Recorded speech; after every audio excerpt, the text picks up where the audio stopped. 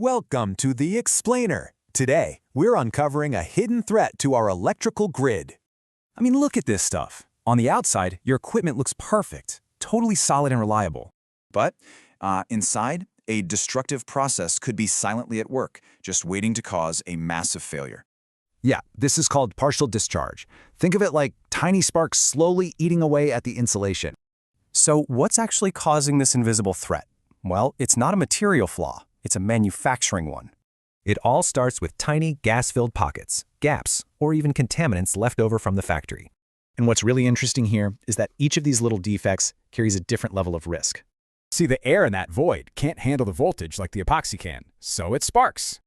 Okay, so how on earth do you find an invisible problem? Well, the good news is it leaves clues. You've got two main ways to go: test offline during a shutdown or monitor it live for trends.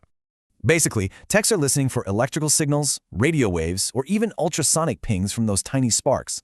And as the damage gets worse, you might literally see or smell the signs of a problem. Okay, so you found some PD, but how much is too much? When should you be worried? For brand new switchgear, the industry standard is super strict, 10 picocoulombs or less. That's it. And you can see how the limits change. The closer you are to the factory, the tighter the standards. Those field limits are a bit higher, just to account for all the background electrical noise. Right, so how do you stop this from happening in the first place? Let's talk prevention. When you're buying new gear, you have to be specific in your RFQ. Insist on these PD tests. And watch out for these red flags. If a supplier is vague about their standards, that's a bad sign. It all comes down to this. Real prevention starts with serious discipline back at the factory.